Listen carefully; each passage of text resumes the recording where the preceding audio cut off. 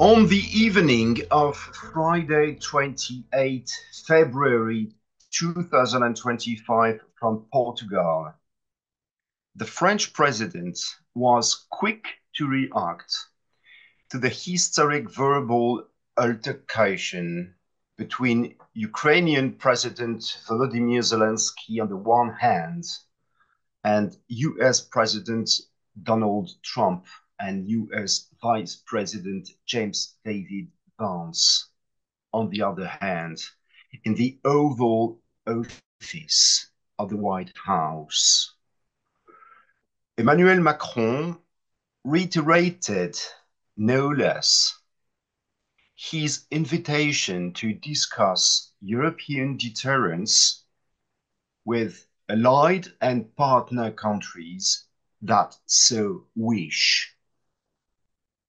If the latter, I quote, want to move towards greater autonomy and deterrent capabilities, then we will have to open this very profoundly strategic discussion. It has very sensitive and very confidential components, but I'm available to open this discussion. End of quote. Almost immediately, as the author of this podcast can testify, the French media pounced on the open question to try and decipher what the Élysée Palace had in mind. What would be the format of a nuclear division? Should we expect to see delegations of power?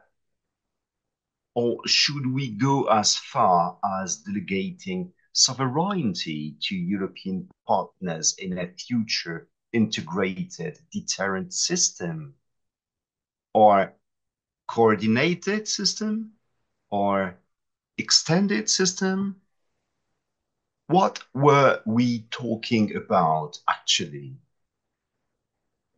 The speed with which the debate in France focused and continues to focus on this verbal overture bears witness to the relationship we French have with nuclear deterrence, a sovereign, quasi-discretionary, and very reserved act of the prince par excellence, eminently individual in all cases. We remember François Mitterrand's words, I quote, "Deterrence is me." End of quote. A simple way of answering the question posed is to start by listing what the president's proposal will not be, and then reduce it to what it could be, in the knowledge that few things in this world are impossible, but most are improbable. A longer and more useful way of answering is to begin by considering that the European opening up of deterrence, as seen from France, is dependent on history. The terms of this debate in 2025 are not supposed to be the same as those of 1995, when Prime Minister Alain Juppé cautiously referred to a concerted deterrent. What does this history essentially say? Let us begin by recalling that for 30 years, there was no serious discussion of extending France's nuclear deterrent, even though the subject was making waves and taking shape from the 1950s to the 1980s. But this was really the case until 1992, when President Mitterrand made a U-turn that he himself had refused to make for 11 years as President of the Republic. So we are really talking about a substantial debate spanning 30 or so years, 1992 2025. And if it began in 1992, it was precisely because the Common European and Security Policy, CFSP, was being born in Europe. Then the first point to bear in mind is that the French doctrine changed as European integration progressed, and not according to the direction taken by the Atlantic Alliance, which in the 1990s faced its first real crisis of vocation. A second idea is that over the last 30 years, the idea of a European dimension to France's nuclear deterrent has grown stronger with ups and downs. The resumption of French nuclear testing in the mid-1990s, for example, was more at the low point, whereas the so-called Checkers Declaration of 30 October 1995, which brought French and British vital interests closer together, was more of a high point.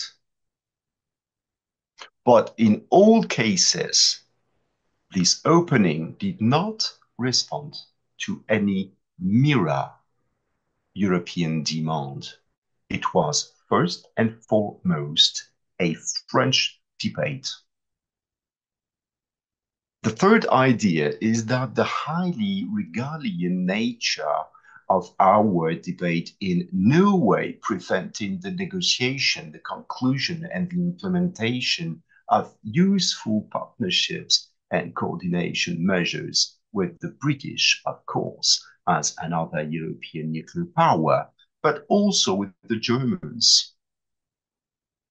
See the episode concerning the abolition of our ground-to-ground component, for example, in which the German opinion counted very much. While these policies of consultation and coordination did not pave the way for the European integration of our deterrent, they did make it possible to keep the debate on the subject open and alive within the strategic community of several European countries for all practical purposes, one might say. Three historical factors have reopened the debate in recent years. First, there's a perception of a historic trend towards US disengagement from the continent's security from Donald Trump's first term in the White House, 2017-2021.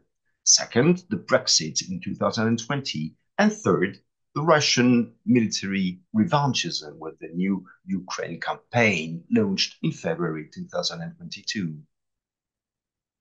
In this accelerating timeline, the French president's speech at the École de Guerre in February 2020 in Paris was intended to be a milestone. The Élysée reaffirmed that France's nuclear deterrent has a European dimension. I quote, "Our nuclear forces strengthen Europe's security by their very existence, and in this respect have a genuinely European dimension. Let us be clear, France's vital interests now have a European dimension." And of course, and the president added, I quote again, "In this spirit, I would like to see the development of a strategic dialogue with our European partners who are ready for it on the role of France's nuclear deterrent in our collective security." End of quote. As far as the first part of this speech was concerned, his predecessors had also done so, since it had already become a compulsory part of every presidential speech on nuclear deterrence. But in winter 2020, everyone noted a particular insistence on the second part of the speech. concerning a strategic dialogue. However, such dialogue continued to be of little interest to our reputed partners, even though the speech, probably for the first time in its history, reflected a shift in the strategic factors that had determined it until then.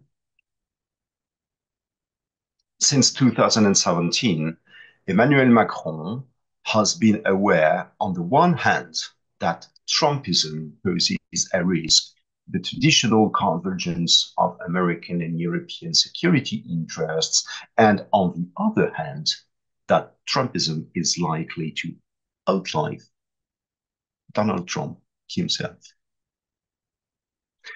The offer made again on Friday 28 February 2025 is primarily in line with the invitation made 5 years earlier from the École de Guerre in Paris, which all in all was a long time coming. If we analyze the terms themselves in a little more detail, what was meant by the European dimension? It was and it remains the culmination of a strong historical trend that has created a self-evident fact, one that has become an intrinsic part of the French nation, like a logical extension.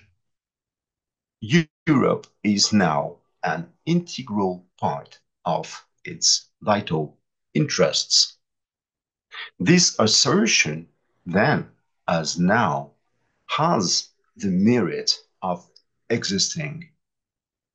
In other words, it acknowledges what, in the common perception of French citizens, has probably become an intuitive or an experienced reality. This reality is generous and open. It corresponds to a democratic and a modern state of mind that reflects what the French social body has become generation after generation. President Macron echoes this. Let us also remember, parenthetically, for the sake of correction and cautiousness, that up until now, this has been an idea expressed in peacetime.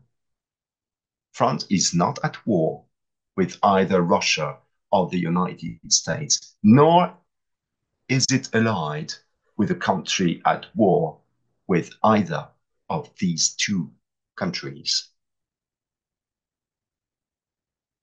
It's worth mentioning it.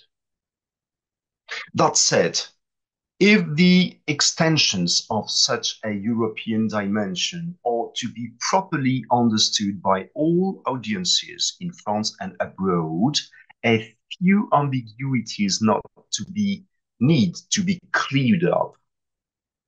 The invitation extended 5 years ago came to nothing. Firstly, because the strategic conditions prevailing on the European continent were not as dramatic as they became. So there was less interest in at the time. This was particularly true of Germany, of Poland, and of the Baltic states.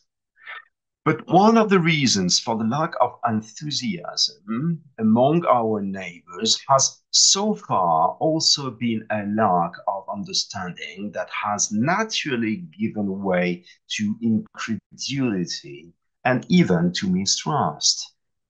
The general scope of the official French speech could be accommodated in a time of relative peace, but it can no longer do so in the climate of anxiety in which we now live, because a deterrent that accommodates misunderstandings and even confusion is emptied of its substance.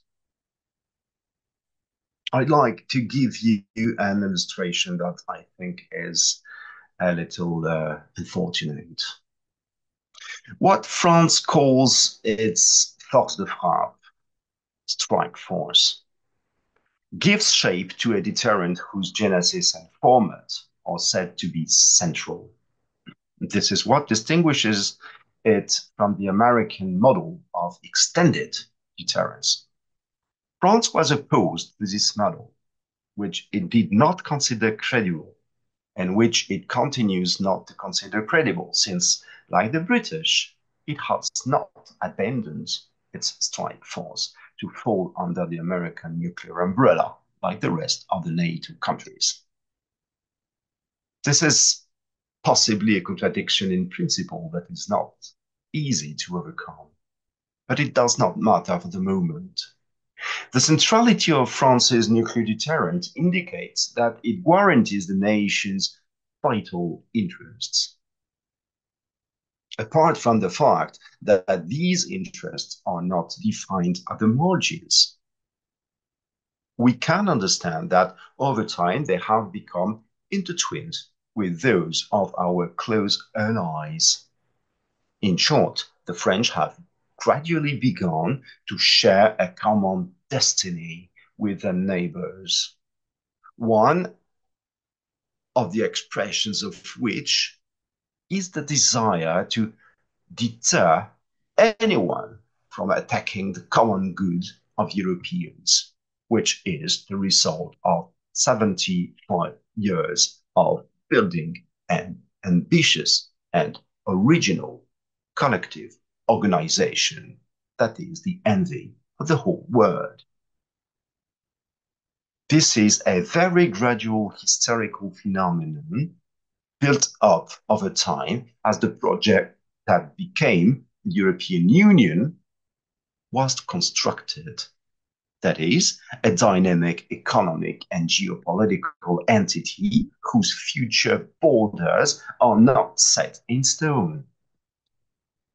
As a result, the countries concerned are the EU member states and possibly certain non-EU countries.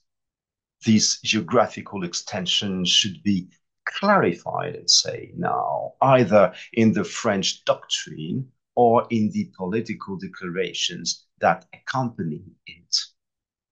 To date, this has not been the case, as was made abundantly clear by an episode in the French debate, which quite rightly caused waves in the autumn of 2022 by undermining the credibility of the Élysées speech and position. In a televised interview on TV on 12 October 2022, the President of the Republic defined, I quote, very clearly the fundamental interest of the nation, end of quote, covered by France's nuclear deterrent. And he added that, I quote again, a ballistic or nuclear attack in Ukraine or the region, end of quote, would not be covered. Emmanuel Macron had made a doctrinal faux pas on two counts. First, fundamental interests are in fact said to be vital and not defined. Second, European interests are deemed to be covered by France's nuclear deterrence. The French president took advantage of a speech to be given a month later in the city of Toulon in the south of France to remind us of vital interests and their European dimension. And he urged us not to take everything at face value by dramatizing, I quote, certain remarks, end of quote. However, the president's faux pas was by no means anecdotal. It revealed an inaccuracy in the speech that was perfectly heard by our Ukrainian friends and others, and that raised doubts in the ears of our European partners who have probably not forgotten it today, whatever the detailed factors that reported it at the time. Why is this anecdote useful? Because deterrence cannot be decreed. It either is or it is not. If any doubt creeps into the discourse, the whole system is weakened, which is why, since the Munich Security Conference in February 2025, the American guarantee of security in Europe has begun to waver in the minds of Europeans. To conclude this first part, I want to end with three ideas to account for a confusion. Firstly, our debate is part of a long history which until now has not been a factor in determining the size of France's deterrent force. As European perceptions grew of a French deterrent for interests broader than the strictly traditional hexagonal interests, that is, territory, population, the strike force, the force de frappe, was refocused on a reduced model which sought to translate into capability terms what was long called the peace dividend after the historic end of the Cold War in 1991. In my view, this concomitance led to an initial misunderstanding. Secondly, no French president has yet explained in detail what the European dimension means beyond the petition of principle that I have tried to develop, if this petition makes sense. But this vagueness has been and remains a source of misunderstanding of our position. And thirdly, the lack of enthusiasm shown by our European partners is a long-term phenomenon that has not yet been the subject of any systematic study on our part, as if announcement after announcement were basing the French position in part of a strange denial of the real conditions under which it is expressed. To sum up, the European dimension of France's nuclear deterrent over the last 30 years is essentially a French story, whereas it should be part of a European context that continues to elude it. This is neither a criticism nor a reason for disappointment as such, but on the other hand, continuing to sidestep this weakness is damaging if we wish to translate the discussion we are once again proposing to open with our European friends into several genuinely deterrent actions. In the second part of this podcast, I will focus on the contradictions and on the limits of what has been so far more of a French claim than a truly reasoned project. And I will also try to describe what I believe to be some realistic avenues for useful intra-European exchanges soon.